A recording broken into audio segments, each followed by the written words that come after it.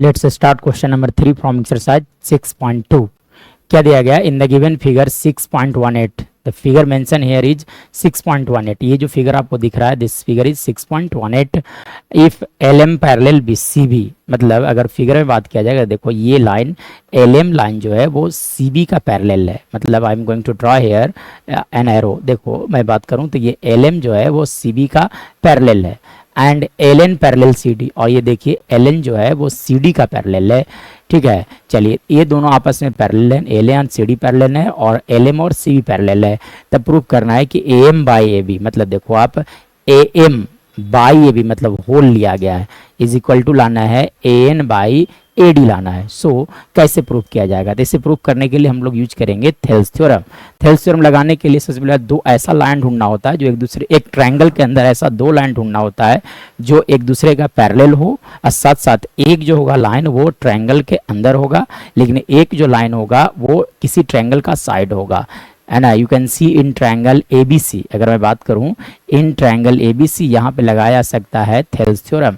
चलो अब देखो इस ट्रायंगल ए बी सी में अगर मैं बात करूं तो इस ट्रायंगल ए बी सी में अगर बात किया जाए तो it is given here that the line L M is parallel to C B. L M line जो है वो सी बी का पैरेलल है।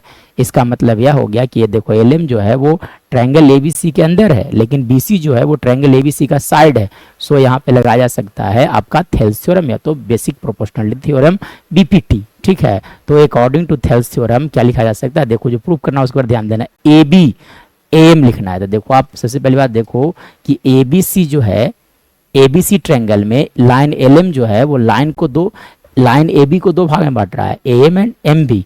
तो अकॉर्डिंग टू थेल्स थ्योरम लिखा जा सकता है यहाँ से कि ए एम बाई होल लिखना है ए बी, है ना। हमने क्या लिखा? A M by A B is equal to लिखा जा सकता है, इधर देखो ए एम के अपोजिट साइड कौन सा है तो जैसे लिख दो आप ए एल बाई होल लिखना है, यानी कि लिखा जा सकता है ए सी। रीजन क्या हो गया?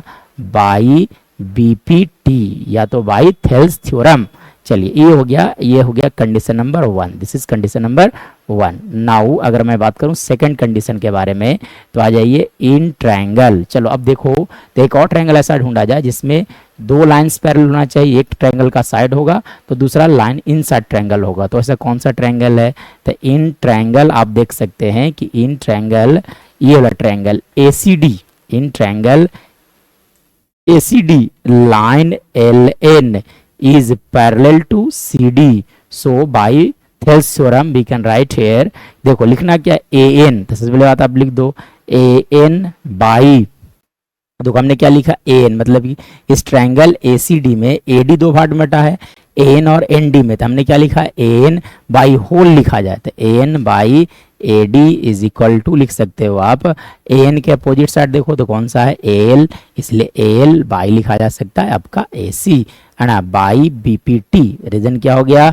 By basic proportionality theorem. This is condition number 2। तो from 1 and 2, from equation 1 and 2। चलिए अब देखिए यहाँ से क्या कहा जा सकता है कि देखो इक्वेशन 1 का LHS RHS जो है वो AL बाई AC है, और यहाँ भी देखा जाए दोनों का RHS सेम है। इसका मतलब ये कहा जा सकता है कि दोनों का LHS भी सेम होंगे, यानी कि लिखा जा सकता है AM by AB is equal to लिखे जा सकते हैं AN बाई AD। ऐसा इसलिए क्योंकि दोनों का LHS सेम है तो दोनों का RHS भी सेम होगा, और यही तो हम लोग को प्रूफ करना था। तो इसलिए कहा जा सकता है कि hence proved by using Thales theorem.